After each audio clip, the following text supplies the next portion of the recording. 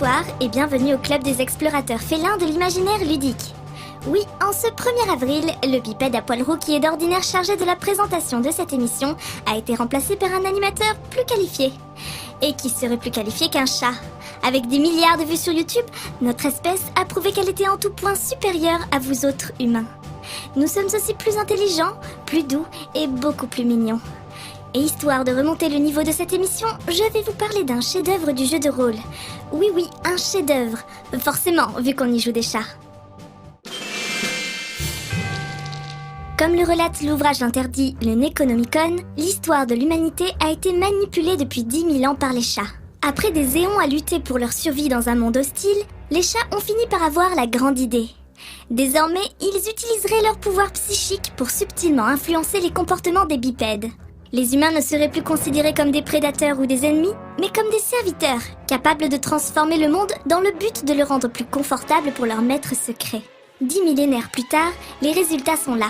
L'air conditionné, la nourriture en conserve, le pilou ou les multiples variétés de coussins existent grâce à la grande idée. Tel est le monde rêvé par les grands dieux des chats. Ftaraxlan symbolisant la dualité féline et la déesse Bastet.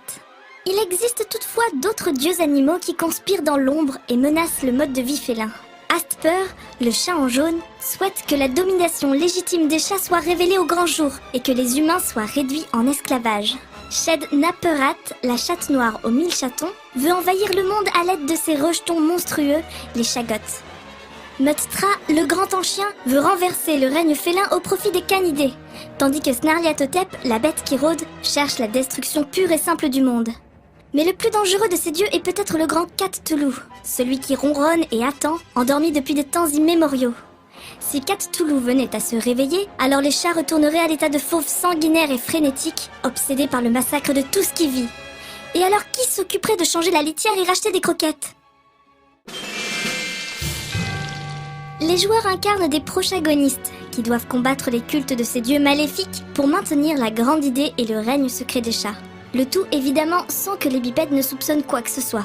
Les personnages de Call of Cthulhu ne sont pas définis par des attributs ou des compétences chiffrées. Les mathématiques, c'est un truc de bipède. Les protagonistes peuvent appartenir à 3 modes de vie. Chat sauvage, chat domestique ou chat du spectacle.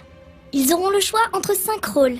Chacrobate, petit mimi SMMR, matou vu, tigre rêveur ou bipédologue. Ils seront des pures races ou des croisés. Et enfin, ils auront une histoire.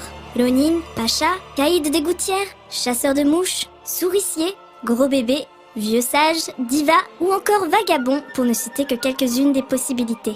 Selon son mode de vie, son rôle et son histoire, et la situation à laquelle il doit faire face, le protagoniste sera parfois le chat parfait pour le job. C'est-à-dire que quel que soit son jet de dés, il aura automatiquement au moins une réussite. Néanmoins, les protagonistes restent avant tout des chats, qui se conduisent comme des chats et font des trucs de chats. Ils ne sont pas anthropomorphes, ne parlent pas et n'ont pas de super pouvoirs. Ils se déplacent à 4 pattes, miaulent, dorment beaucoup et adorent les pointeurs laser. Mais bon, qui a besoin de plus pour sauver le monde ? D'accord, j'avoue, parfois je vous envie vos pouces opposables. Le système de jeu de Call of Cthulhu utilise des dés à 6 faces appelés dés félins. Sur le dé félin, 1 et 2 sont des échecs, et 3, 4, 5 et 6 sont des réussites. Pour accomplir une action, le joueur lance 2 dés.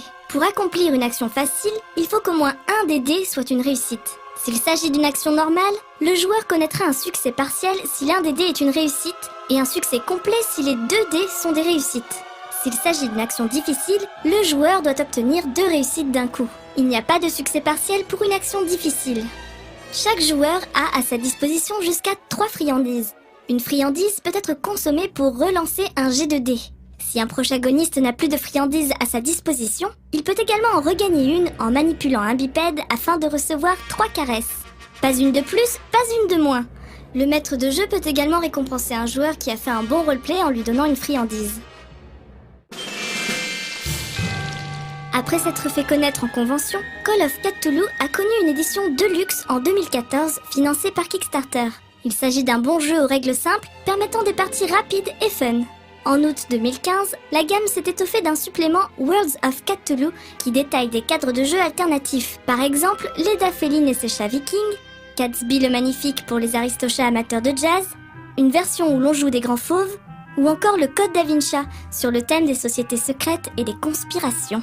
Bref, chers bipèdes, si vous voulez vous glisser dans la peau d'un être supérieur le temps d'une partie, jouez à Call of Cthulhu ou à Cats la Mascarade, qui est sympa aussi. Mais je suis sûre que notre serviteur bipède vous reparlera plus en détail de celui-là lors d'un prochain épisode de 1 des 6.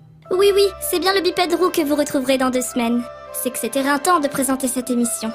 D'ici là, faites comme nous, dormez 18 heures par jour et surtout, jouez bien.